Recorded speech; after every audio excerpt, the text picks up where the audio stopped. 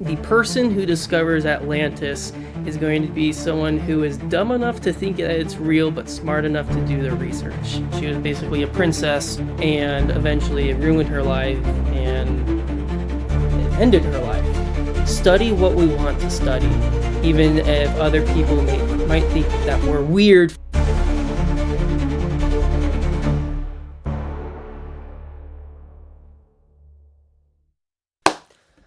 Okay. How do you start something like this? I don't know. Well, whatever. Okay, welcome to this dark basement of archaeology. All right, before I say anything else, my name is Ian Scott. I'm a student of archaeology, and things like pseudo-archaeology, Atlantis, these conspiracy theories, have always been a great interest to me. But I am actually studying archaeology, and so I thought it'd be really fun to research certain subjects, but then to actually give them some real historical merit, do some actual research, and see if we can glean any truth from these things that we deem as mythological, in this case, Atlantis. I always knew that I was going to make a YouTube channel about Atlantis, honestly. But it was just about when. I had planned to get a degree in archaeology, maybe go for a PhD before doing this, to just bide my time, do some research, perfect my theories and whatnot.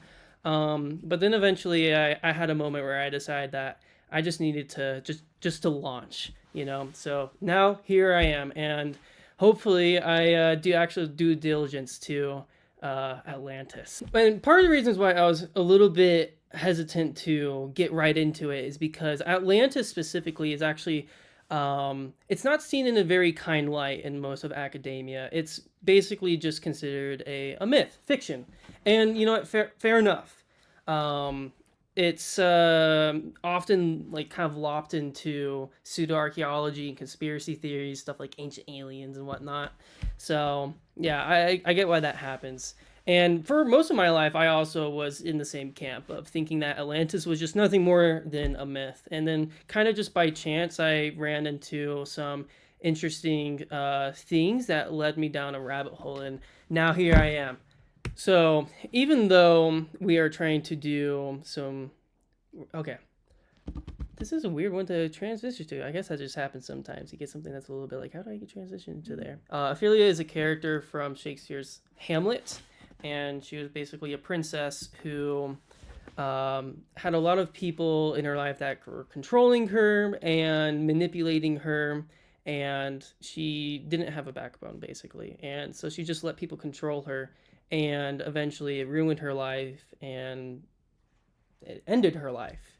And we studied this in a class specifically to really learn that we can't let people live our life for us. To not just listen to authority figures, to be willing to push the boundaries, you know, to challenge the narrative, and as students to study what we want to study, even if other people might think that we're weird for wanting to study that. And so we researched this, read about this this character and this kind of philosophy of thinking, and that really kind of inspired me to, you know what, I shouldn't be afraid to just go right in and just talk about Atlantis. And you know, if people kind of like mock me and think I'm a little bit kooky for it, well, you know, maybe they're right. But there's something that I've actually said for years, and it's that the person who discovers Atlantis is going to be someone who is dumb enough to think that it's real, but smart enough to do the research. There is a precedent for large discoveries coming from something considered mythological. The greatest example that we have is with Troy. For a long time, scholars thought that Troy, you know, the Battle of Troy with the Trojan horse, they thought that that was just a myth made up by Homer. And we only discovered Troy in like the 1950s, I believe, or maybe a little bit earlier than that, from a German archaeologist named Heinrich Schliemann, who read the stories, collected clues, used contextual and geographical evidence and data, and went out and actually found the ruins of Troy. And now we know that Troy actually was a real place, and there was a battle of Troy but the actual details, I mean, we don't know. We don't know if Achilles was actually there or if the Trojan horse actually happened, but we know that something happened. And so even if it's only 50% true, that still means that there's truth.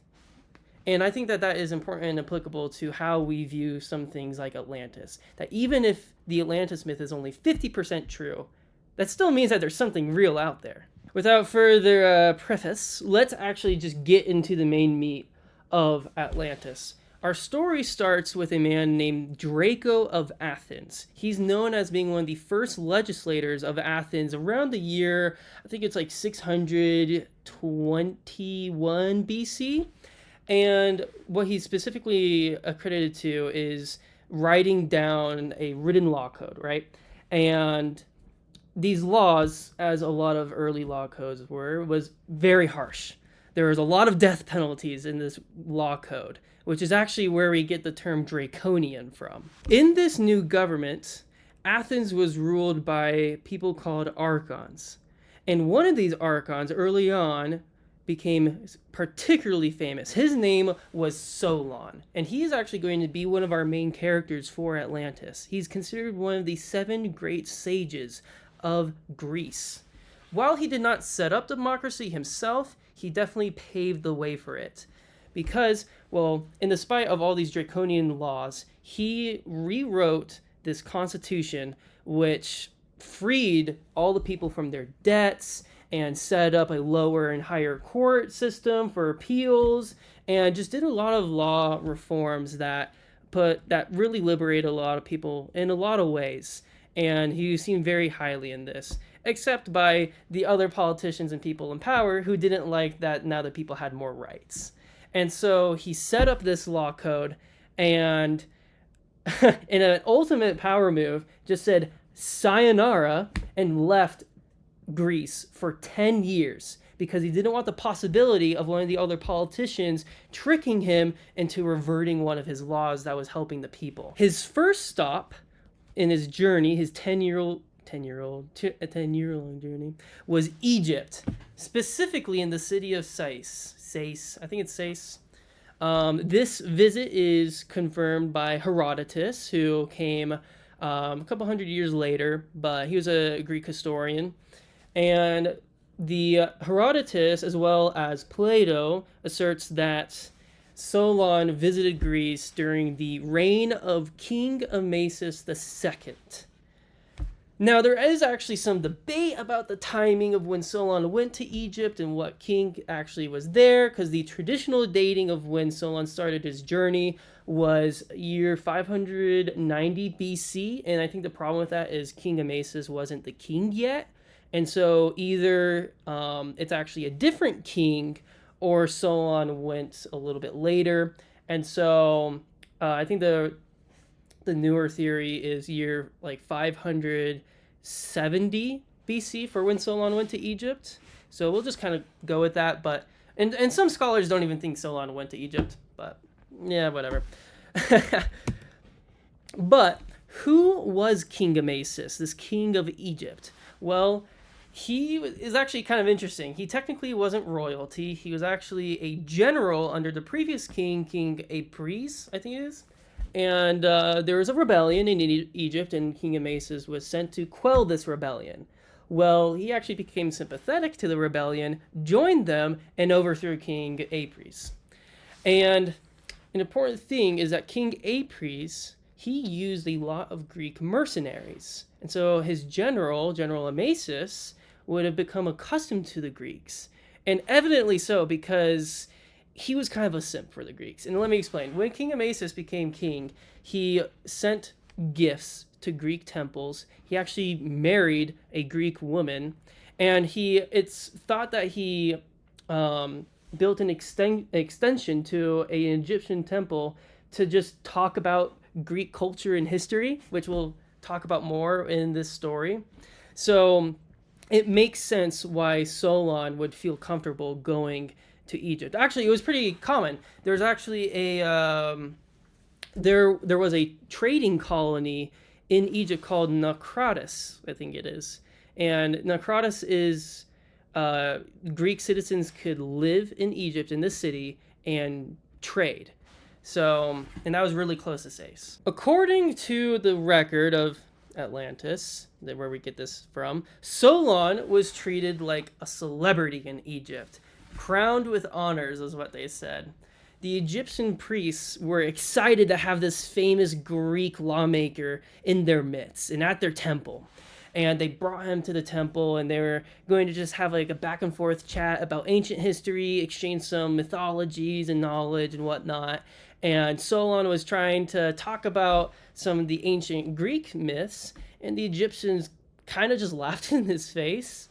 And basically, I think they literally said, "Oh, you Egyptians are but children." And the reason why they're saying that is because to the Egyptians, Egyptian history is very long. It's one of the longest, if not maybe possibly the longest lasting civilization.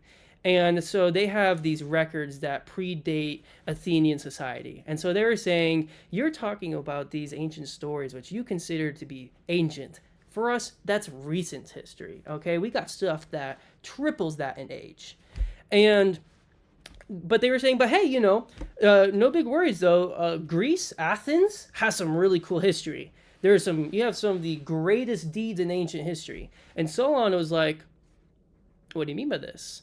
And the Egyptians were like, oh, well, if Athens defeated the Atlantean horde.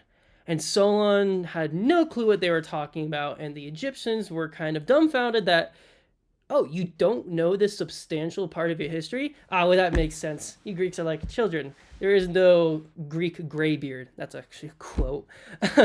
And so they said, okay, we're going to take you to the temple and show you the story of how your people defeated and repelled the Atlantean invaders. So they brought him to the temple of Neith. Now, Neith is an Egyptian goddess of wisdom and war. And so with that, they actually saw Neith as very similar, if not the same, as the Greek goddess Athena. And they actually thought that both of their cities, so Sais and Athens, were both like cousins in that way because they had the same patron deity. And so that's also kind of where some of their camaraderie comes from. The Egyptians bring him to the temple. They show him this great story about how thousands of years ago, the Egyptians had this empire and they were conquering everywhere, and Egypt was scared, and then all the other Greek cities were falling, and then Athens stood alone and repelled the Atlantean invaders, and then they tried to do like a counter crusade against Atlantis, but then disaster struck, the Great Deluge, a flood and catastrophes, and Athens and Atlantis were both destroyed, although there were survivors from Athens. And the Egyptians were mostly saved from these catastrophes, attributing it to the Nile. They say that the Nile protected them, right? And so Solon learns of this and translates the story from Egyptian to Greek, and then takes this story with him, probably for the rest of his travels. And he comes back to his home in Athens and finds Athens in shambles. So it turns out that 4 years into his journey, his 10-year journey, a new guy rose to power, a relative of Solon named, Pisistratus. So Pisistratus became a tyrant, which is exactly what Solon was trying to prevent. And so Solon didn't have the time to actually finish or publish this poem about Atlantis, because now he was trying to help the people rebel and rise up against this tyrant. And there's actually a pretty cool story of how he went to Pisistratus' house dressed in his battle armor and tried to rally the people to rise up against Pisistratus. Nobody cared, and it was a failure. And he died pretty soon after of natural causes. And so he still had these papers, probably just in a closet somewhere, of Atlantis. And this got passed down to his friend named Eurypides. Not much is really known about Eurypides, but supposedly Eurypides then gave it to his relative, which was named Cretaeus the Elder. Not much is super known about Cretaeus the Elder, but supposedly at a party, Cretaeus the Elder, being 90 years old at this point, tells the story and gives these papers to his grandson, Cretaeus the Younger. And Cretaeus the Younger is actually going to be the source of the Atlantis myth. Now, nearly 180 years after the death of Solon, Cretaeus the Younger was partying it up with the other elites of Athens during a festival dedicated to Athena. It's a multi-day festival, and the organizer was Socrates. And Socrates, he's talking to his people, and he's asking them, hey, we're trying to celebrate Athena. Does anybody have any glorious stories of Athena or the Athenian people that they can share so we can commemorate this day? And Cretaeus the Younger says, I actually do have a story. Now, it's going to sound like a myth, but it is true. And it's something that you might not have heard before. But it talks of this great deed of our peoples. And Socrates is like, oh, I'm interested. Yeah, tell this story. And well, this story was the Atlantis report. And particularly this first time is what we call the Timaeus report. The Timaeus report is actually kind of short. It's only a few pages long, but it doesn't really talk too much about Atlantis itself. It's mostly focused on Athens and how it fought against Atlantis. And so it talks about the rise to power.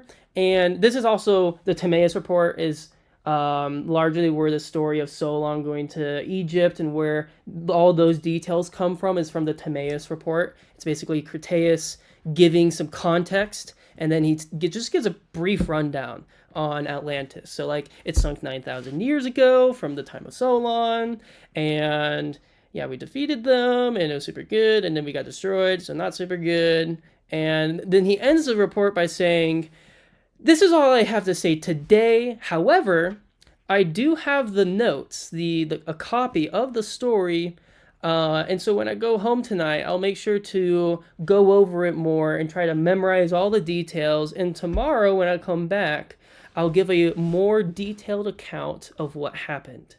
And so that report, the next day, is called the Cretaeus report. So while editing, I saw a mistake in the research that I wanted to take time to clarify and correct. Initially, I thought that Cretaeus gave the first Atlantis report on a whim, and then came back the next day after having studied it during the night, so that way he could give the more detailed telling of Atlantis. In actuality, he was reminded of the myth the day before, and wanted to tell the story, but actually held his tongue, so that way he could go home, study up on the details, and then give a full, accurate telling. And he gave both of those reports in the same day, but in two different segments. I'm not really quite sure why he chose to break it up, and it's actually kind of goofy because the person who breaks up his two different reports is a guy named Timaeus, which is where the name of the document comes from. So oftentimes when you look up the Atlantis report, what's called is the Cretaeus and Timaeus report. Timaeus really doesn't have anything to do with Atlantis whatsoever. He was just some random astronomer and like cosmologer who just gave this big old thing spiel about mythology and the stars in between the Atlantis reports. And it actually consists of most of the document. Like, I would gander probably 70% of the Atlantis report is just Timaeus ranting about stars. And I mean, I couldn't read through all of it, I gotta be honest. But the first Cretaeus report, to me, actually seems like it's more of a journal entry from Solon. So, it seems like it probably was originally written in the first person, and then it was adapted into the third person to better fit like a story. And the second report is probably the actual Atlantis story directly translated from the Egyptians into Greek, right? So they both come from Cretaeus. I'm pretty sure that this is what's really going on. It's kind of difficult because, gotta be honest with you, the internet has a lot of misinformation about the Atlantis reports, and there are sources that were straight up telling me that the first report, like Solon's journal, was called the Timaeus report, and that's just straight up not true. They were both told by Cretaeus, and so I'll probably try to refer to them as Cretaeus 1 report or Cretaeus 2 report, or I'll just say Solon's journal and the Atlantis translation. I think that makes sense. In this report, Cretaeus spilled all the beans, going into very, very minute details about Atlantis. This is where we get our information that it was these concentric circles and like the diameter of the islands, and like we get the stories of the mythology of how Atlantis was set up and Poseidon and like these 10 monarchs. So a lot of this information. And it also goes into why Atlantis was destroyed. It was because they were becoming prideful, forgetting the gods. And Zeus got angry and annoyed at their hubris and decided that he was going to punish them. And this is actually what it says. Here's the direct quote. Zeus, the god of gods, who governs his kingdom by law, having the eye by which such things are seen, beheld their goodly house in its grievous plight, and was minded to lay a judgment on them, that the discipline might bring them back to tune.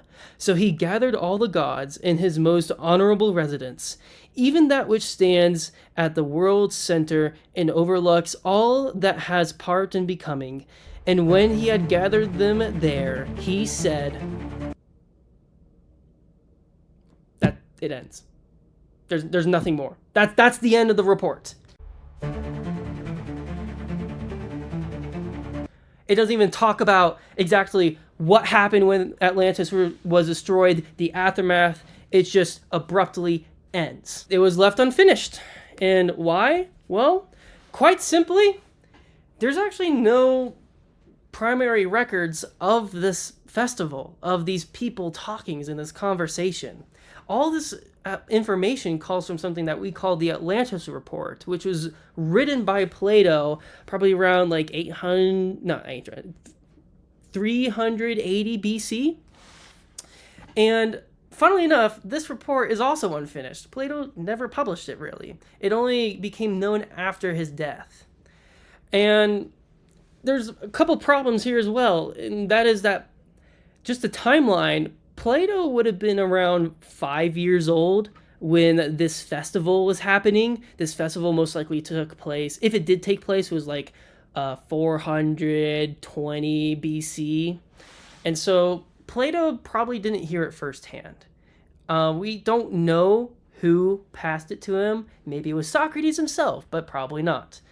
And there's that gap in the timeline, I guess you could say.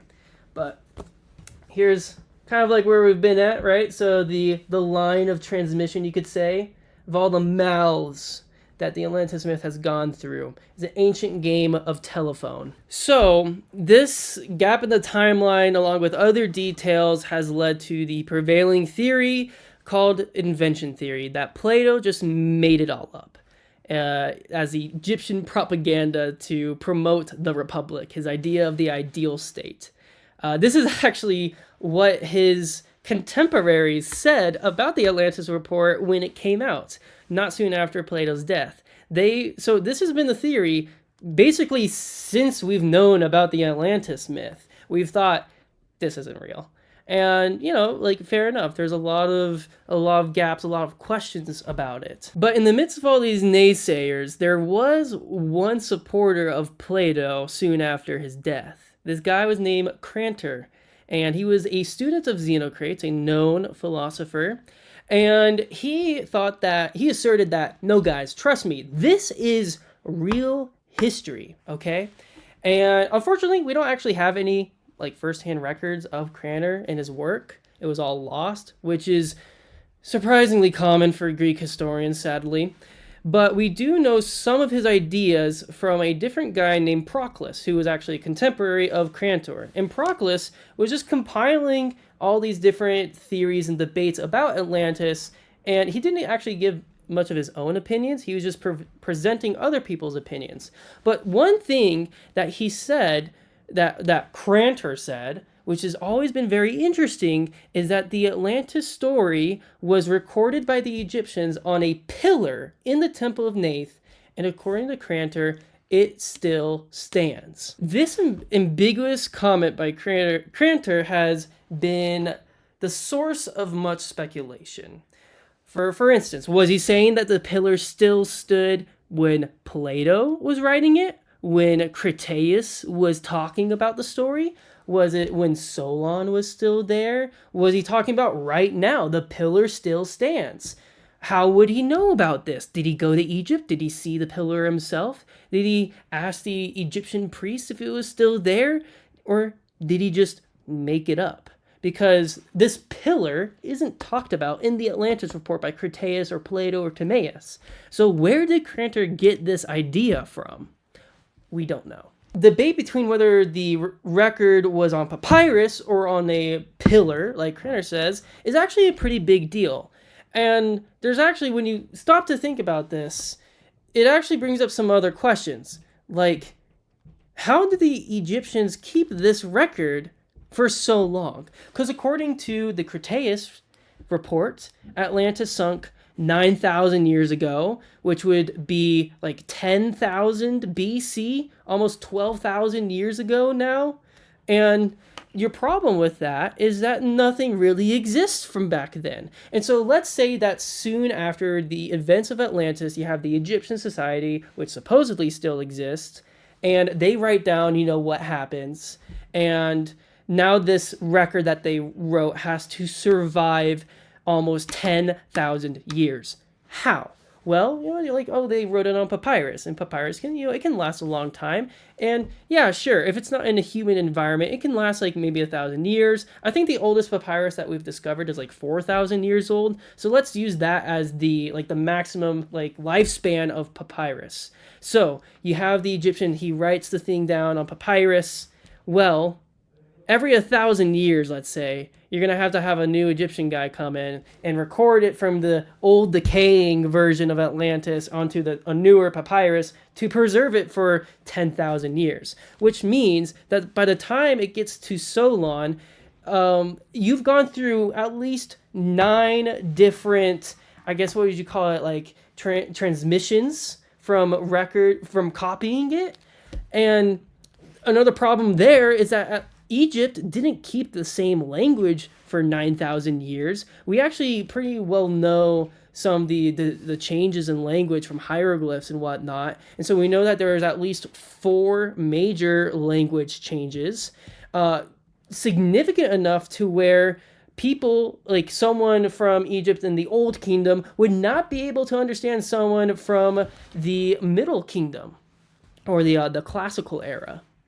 And the exact sequence would be, I believe it's pre-dynastic language to Old Kingdom language to classical Egyptian to Demotic, which is what the priest at Neith would be speaking. So at the very least, 4 full translations. Who's to say that the Egyptians didn't make any mistakes? And who's to say that no invaders came in and burned the library or the temple, destroyed it, and then the record was lost? The likelihood that this record survived for 9,000 years is almost impossible. I mean, and even if you say, if the Temple of Neith had it in stone, maybe it was just always there. Well, not really, because the Temple of Neith was constructed, we think, sometime around 3000 BC.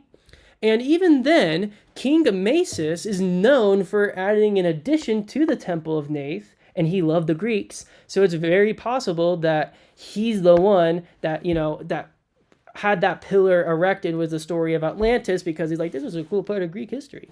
So then the record must have been translated from the papyrus to the pillar in year, what would it be? 575 BC, something like that. So, and this is also something really unfortunate.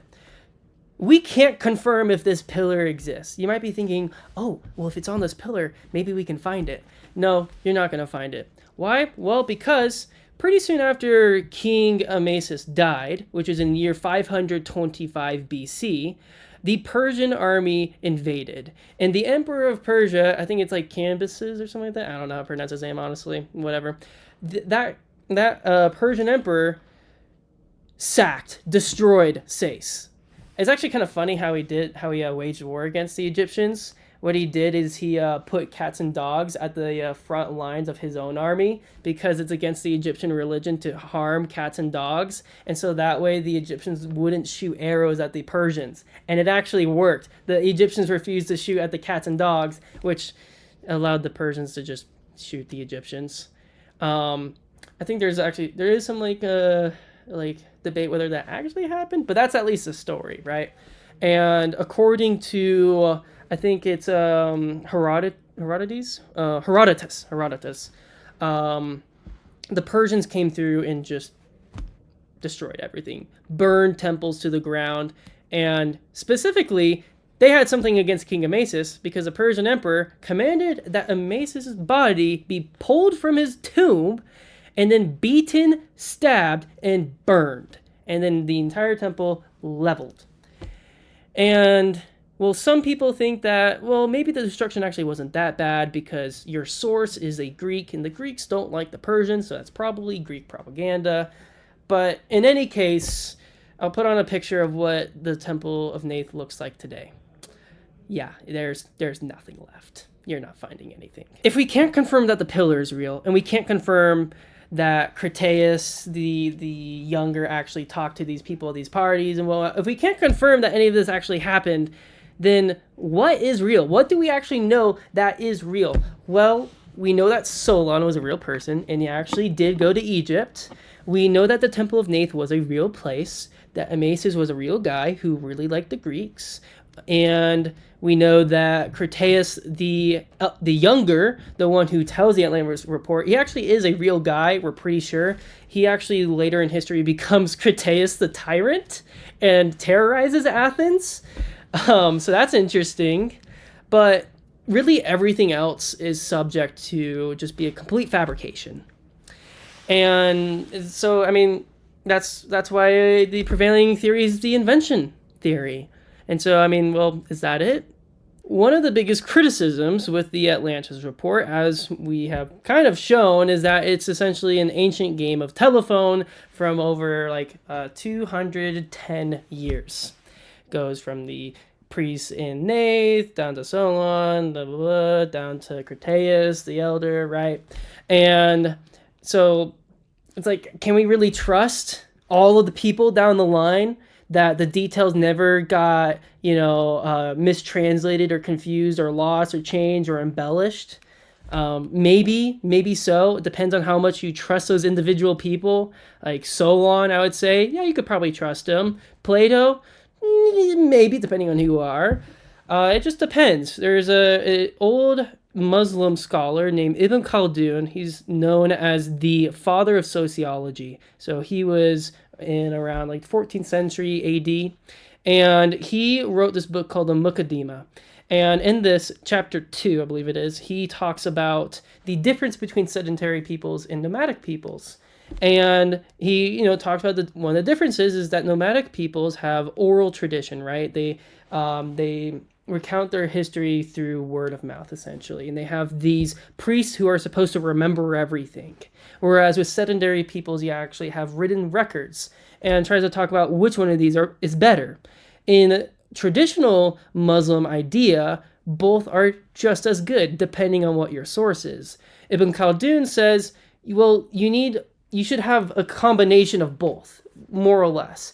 That you can't just trust that, oh, I trust the guy, so, yeah, of course it's true. You should try to back it up with historical records or archaeology. And so that's exactly what I'm going to try to do right now. It is important to just know and to acknowledge that it is really easy and common with Atlantis to cherry pick details that fit your theory. A great example I can think of here is with the ancient Minoan theory. It says, because there's a lot of like evidences and details that kind of point towards the ancient Minoans.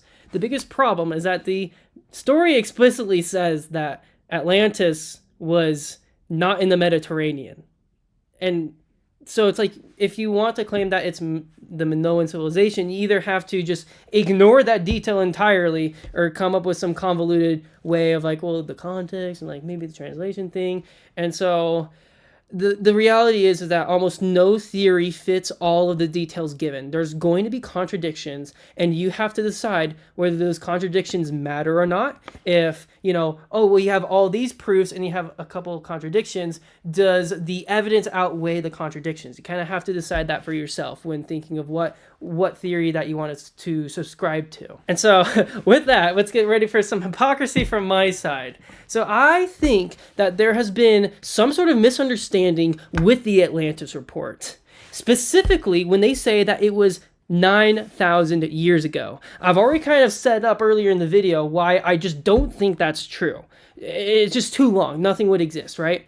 And let me explain what I think happened. We already talked briefly about this guy named Proclus, that he talked a little bit about like the different back and forth in his day of Atlantis, and that's where we get the pillar and Nath like theory and whatnot. Well, Proclus stated in a different like context a quote or an idea from another Greek mathematician named Eudoxus. Eudoxus was a mathematician, studied the Pythagorean philosophy, where you get the Pythagorean theorem. He actually shows up a couple times in this theory. It's kind of weird. But he also studied in Egypt for a time.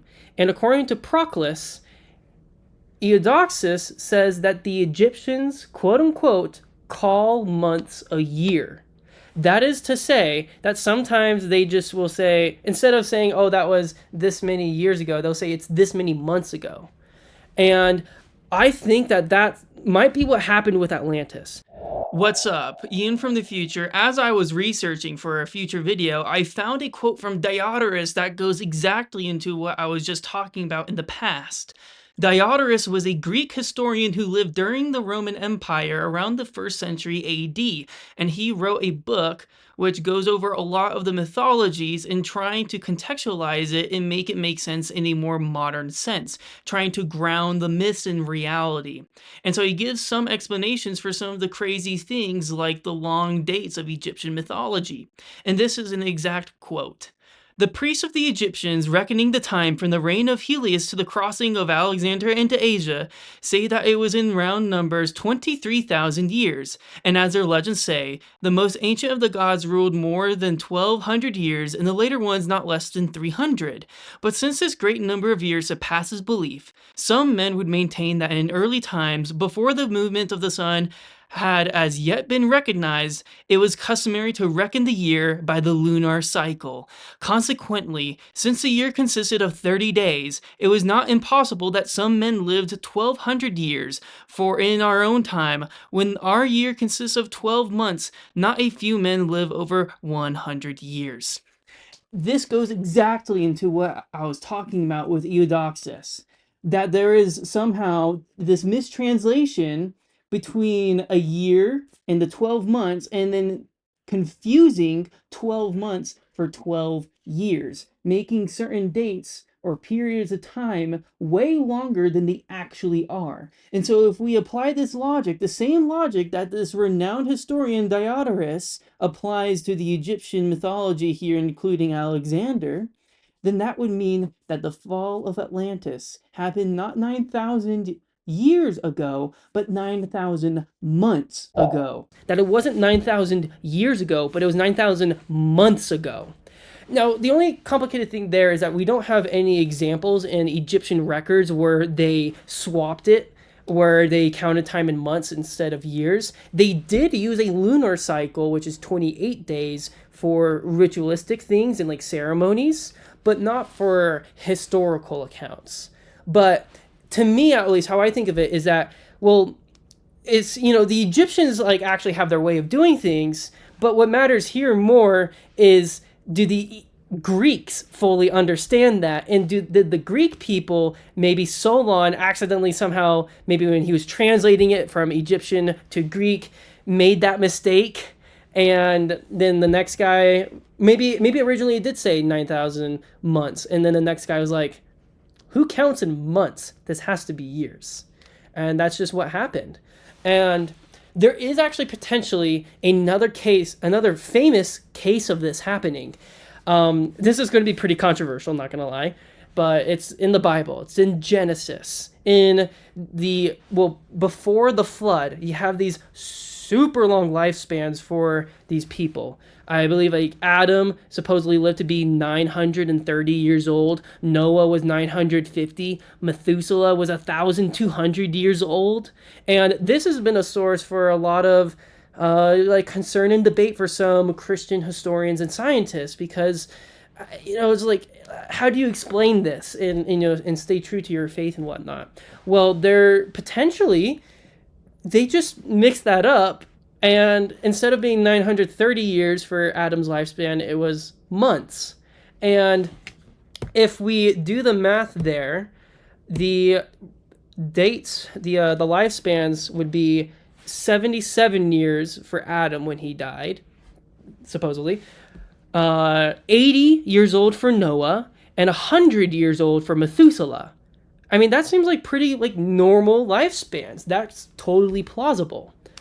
And I mean, whether it's true or not, that could potentially give precedent to the same thing happening to Atlantis. Okay, so now let's actually apply this math to Atlantis. So we got 9,000 years, and what we're going to do is multiply it by 28 for 28 days in a lunar cycle. All right, and so this is going to equal 252,000 days. When you divide this by 365, for days in the year, what you get is 690 years. And we can do this again with 9,000 divided by 12. If you think that maybe it's not the lunar cycle, maybe it was actually just straight up months. So we do this again, and that will equal to 750 years. All right, and there is some discrepancy between, were they talking about 9,000 years, or you can say months, from Solon or from Plato. And so we'll get this in a range from when Solon learned of the myth. So Solon learned this myth in 570 BC, right? And Critias supposedly retold this story in the party around 420 BC. And so all you got to do there is add both of these numbers to both of these numbers, and what you get in the results is you get 1320 BC to the lowest 1170 BC. And then for the earlier telling of with Critias, it would be 1260 BC to 1110. Okay, so here's our four potential dates for when Atlantis sunk, and this gives us a median of 1215 BC, with give or take 110 years, with a range of 210 years. Okay, so this number is what we're going to try to look for in the sinking of Atlantis. And this is a huge deal. This potential correction completely changes the game. Let me explain. Because the 12th to 13th century BC is known as the fall of the Bronze Age. There is so much going on in history, a lot of mystery, okay? That rhymed, okay? There's the exodus of the Hebrews from Egypt, the Battle of Talents in northern Germany, the Battle of Troy from Homer's Iliad and Odyssey. And there's also the mysterious collapse of most major civilizations and empires around the Mediterranean basin. And this time period is called by historians the fall of the Bronze Age, a time shrouded in mystery and covered in blood. Now, following this, we can try to actually connect real historical events and archaeological sites to Atlantis. That's the end of what I have there. So thank you so much for tuning in and listening to the end here. It really means a lot. I've been working on this project for years. I've been researching Atlantis for probably like 5-6 years now. I have a lot planned, and I might go on to other subjects when I'm done with Atlantis. I don't know, because I feel like I just want to give an actual, like, real due diligence research to other topics, and I'm like hyper focused on Atlantis right now. So maybe in the future, but just not right now. My goal for like what I want to achieve here, though, is to bring Atlantis out of just mythology and make it something that people are actually thinking of and talking about as something that could actually be out there, not just this fairy tale. And I'd love to also just bring up discussion for just archaeology as a whole and just be a hub for chatter on that stuff. I will try to talk about other theories for Atlantis. I do have a main theory that I subscribe to, and that I'll be trying to prove. But I will go over other theories, even the ones I don't really agree with. I can't promise that I'll be totally unbiased with those. But I mean, that's just how it is, right? I took a class, and one of the things that we learned is that you have bias, and it's impossible to be unbiased in a study, basically, when you're talking like anthropologically. And so you just kind of have to accept, embrace, and try to work with and around your bias. And that's just what you got to do. There's a quote I actually really like, which is, "The knowable world is incomplete if seen from any one point of view, incoherent if seen from all points of view at once, and empty if seen from nowhere in particular." It's called The View from Manywheres, and I like it a lot. So I will be posting hopefully all of the sources, citations in the description, so you can read those original manuscripts for yourself and do your own research. Please, like, subscribe, make a comment, share this with people that you think would like it. Really want the channel to grow, because the more that the channel grows and the more resources that I can get, the closer we can get to actually putting these theories to the test and trying to hopefully one day discover Atlantis for real.